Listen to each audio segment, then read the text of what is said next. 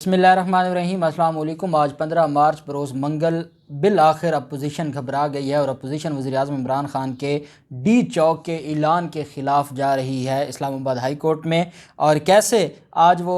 कौम को ये बता रहे हैं कि हम दरख्वास्त दायर करेंगे और उसी टाइम समाअत होगी, क्योंकि इनको पता है कि इस्लामाबाद हाई कोर्ट में इनको कैसे रिलीफ मिलता है। क्या दरख्वास्त दायर करने जा रहे हैं और वकला की तरफ से क्या स्टेटमेंट सामने आई है अपोजिशन के वकला की तरफ से, उसकी तफसीलात मैं आपके साथ शेयर करूँगा। साथ हम बात करेंगे कि अपोजिशन वाले अब ये ख़त लिख रहे हैं अपने मेंबरान को कि अगर आपने वोट ऑफ नो कॉन्फिडेंस में हमें वोट ना डाला तो हम आपके ख़िलाफ़ 63A के तहत कार्रवाई करके नाअहल करार दे देंगे, नाअहल कर देंगे। वज़ीर-ए-आज़म इमरान ख़ान के ऊपर ये बातें कह रहे थे। वज़ीर-ए-आज़म इमरान ख़ान ने इस वक्त जब मैं आपसे बात कर रहा हूँ अभी तक किसी भी मेंबर को लेटर नहीं लिखा, लेकिन अपोजिशन ने लेटर जारी कर दिए हैं, जो इस बात का सबूत है कि अपोजिशन के अपने मेंबर ही नहीं पूरे इस्लामाबाद में, और तभी ये लॉन्ग मार्च की तरफ गए हैं। बड़ी अहम तफसीलात जो मैं आपके साथ शेयर करूँगा। उससे पहले मैं आपको बताता चलूँ कि दो अहम केसेस थे जिन पर आज एक तो इस्लामाबाद हाई कोर्ट में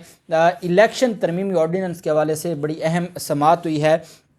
उसकी तफसील मैं आपके साथ शेयर करूंगा। पहले मैं आपको बताता चलूं दो दरख्वास्त ज़मानतों पर आज समाअत हुई लाहौर की अदालतों में। एक यासीन शाहीन साहब हैं, उनकी अदालत में एडिशनल सेशन जज साहब हैं, उनकी अदालत में आज केस की समाअत हुई है। और ये बशीर मेमन के ख़िलाफ़ जो केस हैं, दो इंक्वायरीज़ हैं बशीर मेमन के ख़िलाफ़। आज जब अदालत में बशीर मेमन की दरख्वास्त ज़मानतों पर समाअत हुई तो बशीर मेमन के वकला ने अदालत को बताया कि हमारे ख़िलाफ़ दो इंक्वायरीज़ थीं, हमने दोनों इंक्वायरीज़ को लाहौर हाई कोर्ट में चैलेंज किया और लाहौर हाई कोर्ट ने FIA को रोक दिया है कि दोनों इंक्वायरीज़ पर अभी कोई काम नहीं करना, या अभी दोनों इंक्वायरीज़ पर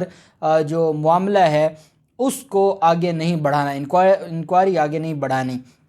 अदालत ने कहा इसका मतलब ये है कि आपके ख़िलाफ़ अगर इंक्वायरी को अदालत ने रोक दिया है तो आपकी जो दरख्वास्त मानते हैं फिर आपने क्यों दायर की हुई हैं। जब आपके ख़िलाफ़ इंक्वायरी रुक गई तो आपको गिरफ़्तारी का क्या खौफ है। कहते हैं नहीं जी कोई पता नहीं चलता, किसी और इंक्वायरी में हमें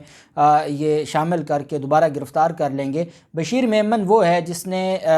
ना सिर्फ वज़ीर-ए-आज़म इमरान ख़ान पर इल्ज़ामात लगाए थे बल्कि शरीफ ख़ानदान की तर्जमानी का हक़ अदा किया था, और फिर उनके ख़िलाफ़ जो कार्रवाइयाँ थी, जो उनके अपने बतौर DG FIA इतने बड़े संगीन इल्ज़ामात थे और उन केसेस में ये मुलव्वस पाए गए, करप्शन लेकर, रिश्वत लेकर उन मुलज़मान को फ़ायदा पहुँचाने में ये मुलव्वस पाए गए, जो सुप्रीम कोर्ट में पेंडिंग है। बहरहाल अदालत ने 5 अप्रैल तक मुलज़म की जो दरख्वास्त ज़मानतें हैं उनको उनमें अबूरी ज़मानतों में तोसी कर दी है, और अदालत ने कहा है कि सारे मामले को हम कानून के मुताबिक देखेंगे। आज MNA बरजीस ताहिर जो कि पाकिस्तान मुस्लिम लीग नून के सीनियर रहनुमा हैं, उनकी दरख्वास्त ज़मानत पर उनके ख़िलाफ़ आमदन से ज़्यादा सासाजात केस है, और उन्होंने भी नैब अदालत में अबूरी ज़मानत दायर की थी और कहा था कि मुझे नोटिस जारी हुआ है और मुझे ख़तरा है कि मुझे गिरफ़्तार कर लिया जाएगा, इस वजह से मुझे रिलीफ़ दिया जाए और मेरी जो ज़मानत है अबूरी ज़मानत वो मंजूर की जाए और नैब को रोका जाए कि वो मुझे गिरफ़्तार न करे। आज इस पर भी समाअत हुई। मुलज़म आज अदालत में पेश नहीं हुए, वोट ऑफ नो कॉन्फिडेंस की वजह से वो मसरूफ़ हैं इस्लामाबाद में, और हाज़री माफ़ी की दरख्वास्त थी। अदालत ने, नैब अदालत ने मुलज़म की हाज़री माफ़ी की दरख्वास्त मंजूर करते हुए 31 मार्च तक उनकी जो ज़मानत है उसमें तोसी कर दी, और अदालत ने कहा है कि 31 मार्च को हम देखेंगे कानून के मुताबिक कि इस सारे मामले का क्या करना है। इलेक्शन तरमीमी ऑर्डिनेंस के ख़िलाफ़ आज इस्लामाबाद हाई कोर्ट में समाअत हुई है। इलेक्शन तरमीमी ऑर्डिनेंस ये वो कानून है जिसके तहत जो ज़ाब्ते अखलाक की खिलाफ वर्जी थी उसको चेंज किया गया था, और कहा गया था कि अगर कहीं पर ज़मीनी इलेक्शन है, बल्दियाती इलेक्शन है, वहाँ पर कोई भी पब्लिक ऑफिस होल्डर, कोई भी मिनिस्टर, कोई भी वज़ीर, कोई भी MNA MPA जाता है तो उसके पास ये हक़ है कि वो जाए और वो जाकर उन सारे मामलात को देखे और वहाँ पर वो अपनी इलेक्शन कैंपेन करे। इस ऑर्डिनेंस के आने के बाद जो इलेक्शन कमीशन है, जो B टीम जिसको कहा जाता है अपोजिशन की, उसने ऑर्डिनेंस को, अटॉर्नी जनरल साहब ने कहा था कि ये ऑर्डिनेंस है, इसके मुताबिक आपने काम करना है। लेकिन इलेक्शन कमीशन ने क्या किया, अपोजिशन जमातों को बुलाया, उनके नुमाइंदों से मुलाकात की और एक नया ज़ाब्ता इखलाक जारी किया जिसके मुताबिक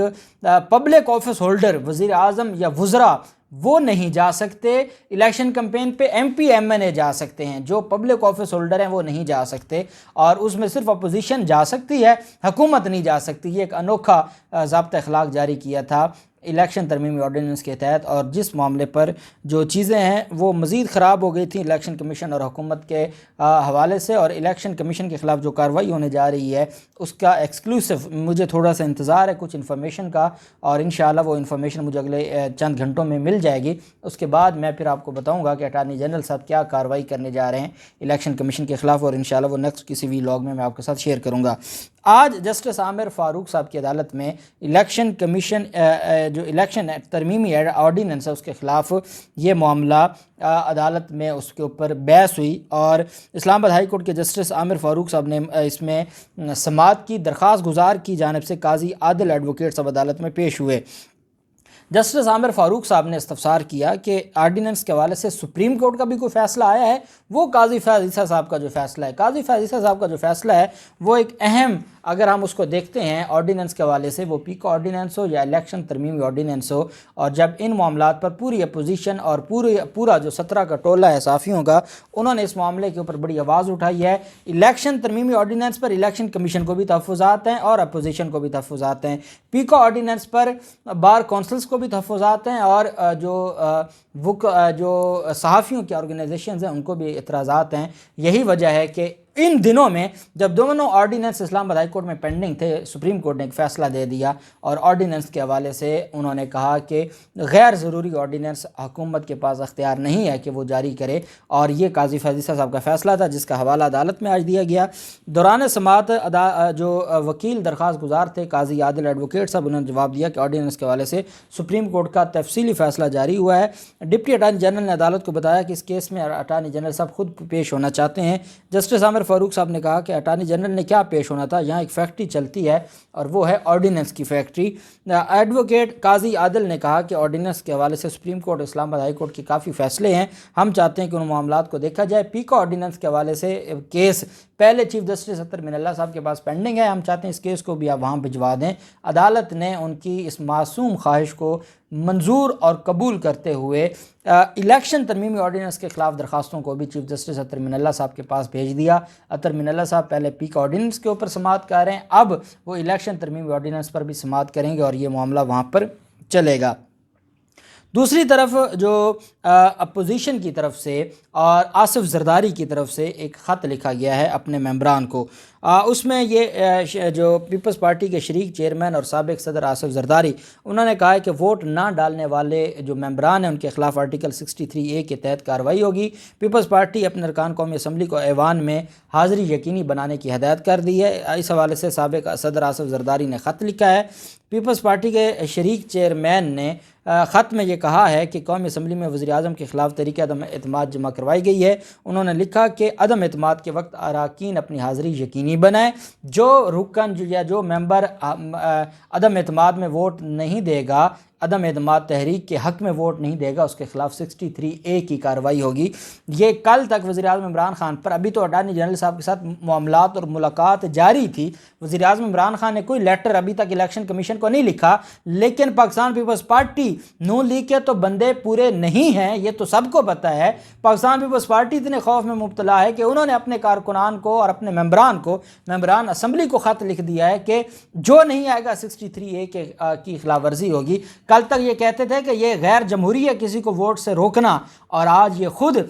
زبردستی ووٹ اور دھمکیاں دے رہے ہیں۔ اور مریم نواز کہتی تھی کہ عمران خان دھمکیوں پر آ گیا ہے، اور اب ان کا کیا ہے کہ یہ گھبرا گئے ہیں اور ان کو پتہ ہے کہ ان کو تاریخی شکست نظر آ رہی ہے۔ اسی شکست کی وجہ سے یہ اب لانگ مارچ کی طرف اور دھرنوں کی طرف آ گئے ہیں، اور دوسری طرف اب یہ خط لکھ کے ان کو 63A کی دھمکیاں بھی دے رہے ہیں، اور یہ خط باقاعدہ میڈیا پر جاری بھی ہوا ہے۔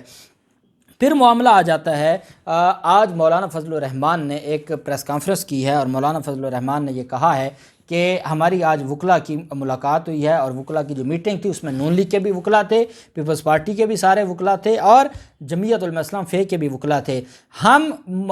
وزیر اعظم عمران خان کے خلاف جو 27 مارچ کو وزیر اعظم عمران خان نے ڈی چوک پر 10 لاکھ لوگوں کو اکٹھا کرنے کا دعویٰ کیا ہے اور اعلان کیا ہے، ہم وزیر اعظم عمران خان کے خلاف ڈی چوک میں جو ایک بڑا جلسہ کرنے جا رہے ہیں عمران خان، عدم اعتماد سے پہلے ہم اس معاملے پر اسلام آباد ہائی کورٹ جا رہے ہیں، اور ہم سمجھتے ہیں کہ یہ غیر آئینی ہے اور یہ غیر قانونی ہے۔ اچھا آپ ان کا اندازہ لگائیں کہ یہ احتجاج جو ایک آئینی حق ہے، فنڈامنٹل رائٹ ہے، یا جلسہ یا گیدرنگ کرنا یہ فنڈامنٹل رائٹ ہے، اور اس کے خلاف جاتے ہیں کہ ہم اسلام آباد ہائی کورٹ میں جائیں گے. کہتے ہیں نون لیگ پی پی اور جے یو ایف کے وکلاء کی میٹنگ ہوئی ہے، اور اگلی بات جو بڑی دلچسپ ہے، اگلی بات وہ کرتے ہیں کہ کل ہم درخواست دائر کریں گے اور کل ہی سماعت ہوگی.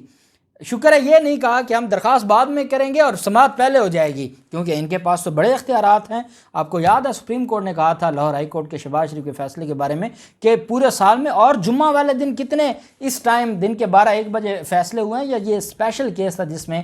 جمعہ کے دن 4 بجے تک عدالت لگی رہی، تو ان کے لیے تو کچھ بھی ہو سکتا ہے. کہتے ہیں کل ہی درخواست ہائی کورٹ میں کل ہی درخواست دیں گے اور کل ہی سماعت ہوگی. عام روٹین میں کیا ہوتا ہے کہ آج آپ نے درخواست دائر کی اور اس کے اوپر کل سماعت ہوگی، لیکن کیونکہ ان کا اپنا ایک نظام ہے اپنا، اور یہ جائے گی اطہر من اللہ صاحب کے پاس. اور پھر مزے کی بات یہ ہے کہ وزیر اعظم عمران خان 27 مارچ کا اعلان کرتے ہیں اور 23-24 مارچ کا یہ خود لانگ مارچ کا اعلان کرتے ہیں کہ آپ کا لانگ مارچ جو 23-24 مارچ کو ہوگا وہ ہے حلال، اور جو وزیر اعظم عمران خان کا اور پی ٹی آئی کا ہوگا وہ ہے حرام، اور یہ ڈکلیئر کروانے جائیں گے اسلام آباد ہائی کورٹ سے. یہ ان کے میں سمجھتا ہوں کہ یہ اتنے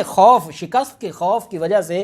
یہ اتنے پاگل ہو گئے ہیں، حواس باختہ ہو گئے ہیں کہ اب پتہ نہیں وہ کام کر رہے ہیں. اور پھر ان کو عدالتوں سے یہ امید بھی ہے کہ ان کو ایکسٹرا آرڈینری ریلیف ملے گا. عدالتیں تو پھر کچھ بھی کر سکتی ہیں، اور پھر ان کے پاس تو جب وہ انصاف دینے کے لیے تل جاتی ہیں تو ان کو کوئی نہیں روک سکتا. اب دیکھتے ہیں کیا ہوتا ہے. معاملہ بڑا دلچسپ ہو گیا. جو بھی تفصیلات ہوں گی آپ کے ساتھ شیئر کرتے رہیں گے. اللہ پاک پاکستان کا حامی و ناصر ہو. بہت شکریہ. اللہ حافظ. پاکستان زندہ باد.